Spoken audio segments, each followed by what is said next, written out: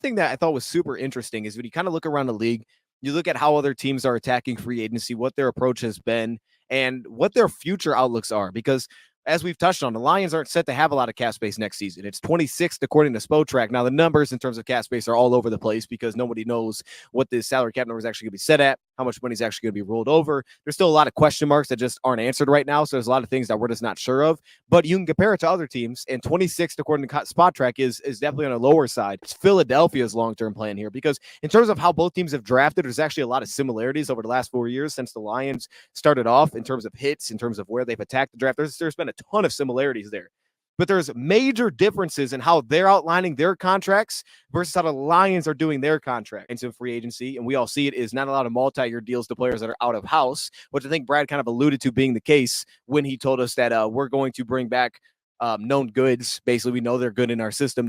We know they're good as Lions, so we're going to bring those guys back. That's priority first and foremost. And I think as we go forward, that's going to become more and more priority because the Lions are going to have limited resources to work with where they have to make some of these tough decisions that we've already seen some of these this offseason, try to extend a lot of these players. So, for example, you have a big three next year, Aiden Hutchinson, Kirby Joseph, Jameson Williams. Guys may reset the market at their own position. So that's the kind of thing that we're just down the stretch is going to continue to happen. So giving out multi-year deals is difficult in free agency, which, by the way, makes it difficult for the free agent as well. Players' perspective, they're probably not getting offered a ton of multi-year deals to come to Detroit because if you look at a lot of the needs, even when we came into free agency, and I have that list too, will show there wasn't a lot of like, oh, we need a starter here. It was a lot of like, all right, we need depth or we need competition. And for the Lions, adding a multi-year deal for that didn't make a ton of sense because they knew they were also going to be re-signing these players. So now they didn't want that overlap because financially they just run out of money at that point. And if these guys start missing, now you're in a really bad spot. Guys that are willing to take that prove-it deal, right? It limits the pool of players that you can actually go after in free agency that are actually interested in coming here because the Lions also don't have a lot of spots. Like where on your roster is that spot open? It's not there. You could be our tight end one. It's not there. You could be our running back one. It's not there. There's a lot of these spots where it's like the potential for me to be that isn't even here. So why would the team give out the long-term deal? And then from the player's perspective, I'm simply here to try to prove it to almost play elsewhere. You see the number was, it should be up here, $97 million, 4 years, $24.25 million per season. So that's huge, right? Like that's a lot of money. That's just one example. Now we look at how the contract is set up, right? Let's just focus on the cap numbers here. So this season, it's $6 million. Super reasonable, but that's technically the first year of his contract, new contract kicking in. And then it takes off in 2026. Now, I brought this up before. Restructuring contracts. I think Jared Goff is going to get a restructure next season. He's got a $69 million cap hit, but he also only has a $54 million cap hit the year after. So it makes sense that they're opening the window to restructure him, drop back down, push up his future cap hits, knowing that hopefully the salary cap keeps rising. That actually won't hurt that much. And it's a really good way to kind of offset, like, okay, we want to restructure now. Now it goes back up. So key then is this. There's only a basically $3 million void year. That's it. It's only $3 million in void year. So if he's done after his rookie deal, he walks, $3 million in void year. You're not paying a guy that's not here. You're not locked into, man, we really should extend him because we have that void money stuck there. You let him go in free agency. He signs a nice deal somewhere else. Now you may get a comp pick for it as well. So it can all play together. But why this is so interesting is because this is what you would typically expect to see with the contract. But if you go to a team, and I want to show another example, like Philadelphia, 3 years, $75 million. That's not cheap. That's 25 years. So it's essentially the same thing as Lee McNeil. The difference is the way they structured it. 2025, you're looking at $7.5 million, but it's the future of the next 3 seasons, right? It's 10 million, it's 14, it's 20 million. None of those cap numbers even touch the 25 per year. So you're like, all right, there's a lot of money here that's just not adding up. Where's this money going?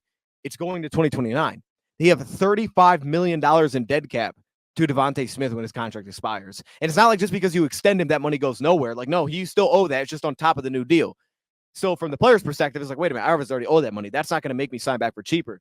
So the point is while they're doing the same kind of deal here, the difference is, and they're restraining their guys, the difference is they've done this with a lot of their deals, meaning not only Devontae Smith, but Jalen Hurts has $97 million in dead cap in 2029. $97 million in dead cap. He's no longer under contract. You look at, they have a couple of other players. Jordan Mailata, I think it's $35 million in dead cap in 2029. Saquon, $31 million in dead cap when you throw the void years together. That's the void year for Jared Goff. They're not doing that. The Lions are not doing it. 2029, $0. Lions have no dead cap when he's gone. Lions can come in and restructure the $69.6 million, which I expect that they will do. And that could throw into these void years eventually, because right now, while it's at 0, I expect it to go up. If they restructure this contract, they could throw the money and spread it out through these void years. That way they actually do have some dead money there, but it's not $97 million. So there probably will end up being dead money. It just won't be at the same number. And obviously, there's also an out at last year of his deal as well when you look at the $60 million cap number. But the key difference to me is that the Lions are trying to structure this so that they can actually take on the cap numbers and not have a year where everybody's got a ton of void money. They're actually paying this as they go to try to minimize the idea of a window. Because look, if you pay for guys as you go, there's not really a theoretical window there because you're finding a way to structure it so you just constantly are paying these guys. It's not like the Eagles that are like, let's keep it low for a long time, and then boom, it's going to just everybody owes money that we're not that's not under contract. Be on top in terms of the cap numbers they're actually giving, and then a lot of the depth is simply just created rookies. Lions still only have like 65 dudes under contract, which means they can hold 25 more players, which means signings will continue to happen. But the key there is, and it was the same way heading into the offseason, you looked at the Lions roster and you're like, oh, there's not that many guys under contract. What are they doing? But what the Lions did have is, while they didn't have a lot of guys under contract, what they did have is they had a lot of their starters done. They were like, oh, well, we got a lot of starters, though. So, yeah, we may not just have a lot of random contracts here. We have starters, which is why you're also noticing in turn the Lions, in terms of cutting players, aren't dealing with a ton of dead cap.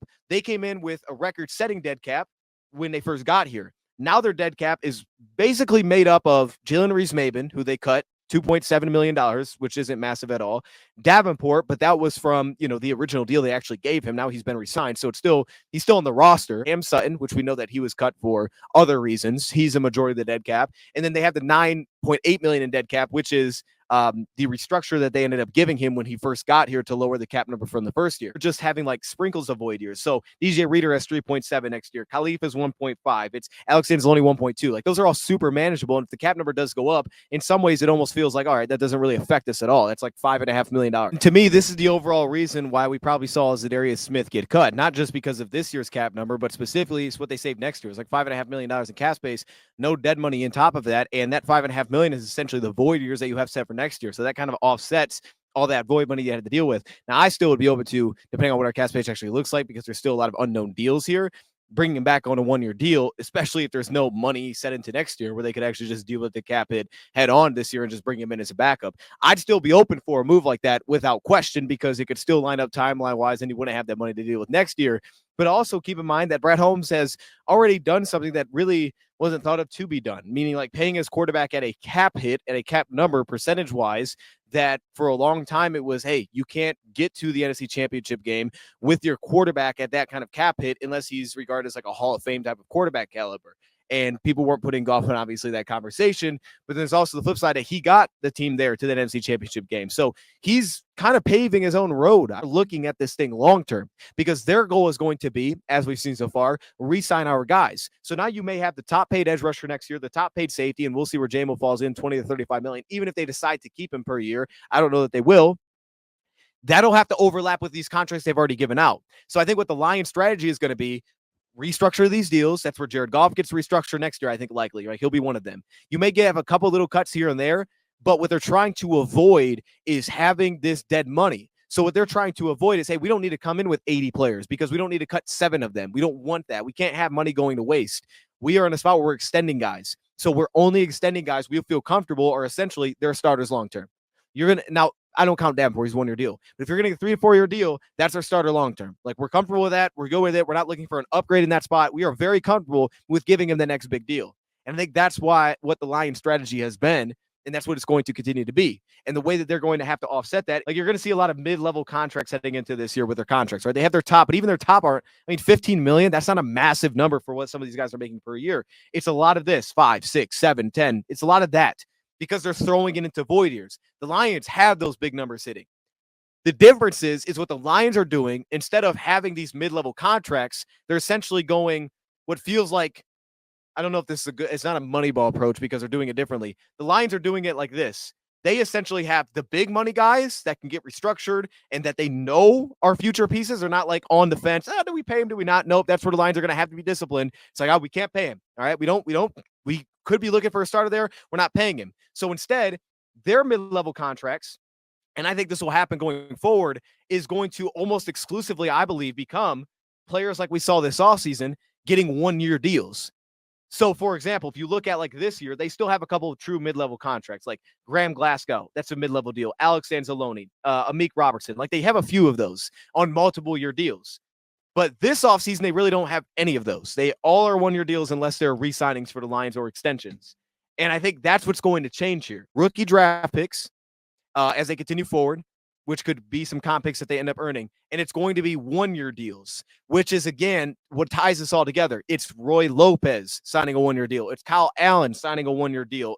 That's the danger I think the Lions are trying to avoid. And if they can avoid that, that's their best shot to stay out of a window, because now they don't have a huge lump of dead money they'll have to deal with eventually. And they also don't have the flip side of, we have this mid-level contract that didn't really connect. That's where guys like, I don't want to say Jalen, he's a little bit on the smaller side in terms of payment there, but guys like Graham, for example, like in some scenarios, you'd be like, oh, that's not great, right? Because we may end up getting off the deal early.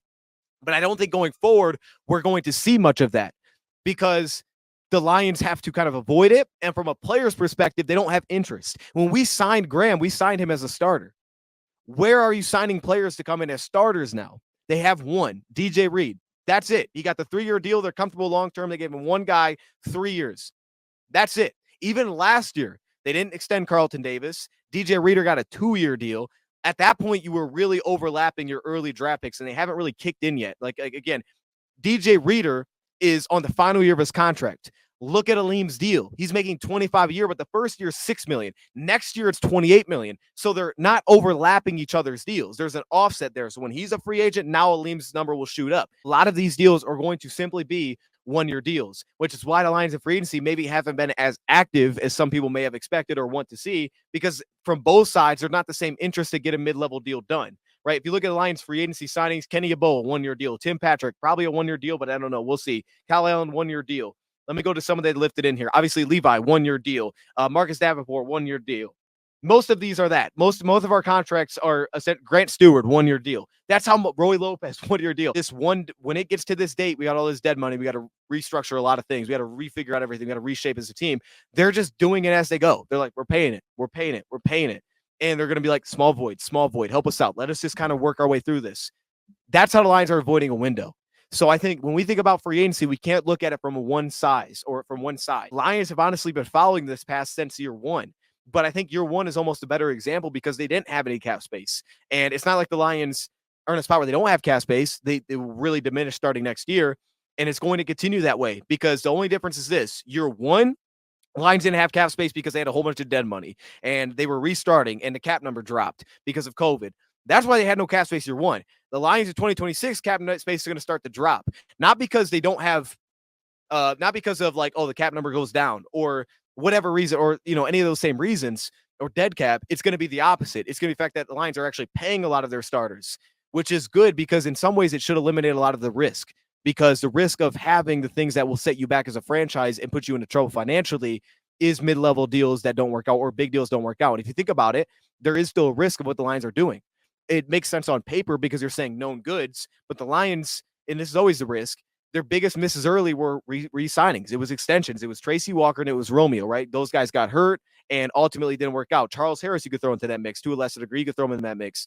The difference is, and I won't throw Charles in, but the biggest ones, Tracy and Romeo, the difference is those guys also didn't really play with this regime. So that's the difference. And it's mainly injuries. That's the concern, right? That's the risk is like with every extension, if the guy gets hurt, you're in a tough spot. Paying big money to a dude, if he gets hurt, who's the backup now, right? It's not a mid-level contract. It's going to be a young guy or it's going to be a prove-it deal as your backup. That's not a bad thing. It doesn't mean the player's worse by any means. It just means the Lions are trying to maintain flexibility through free agency.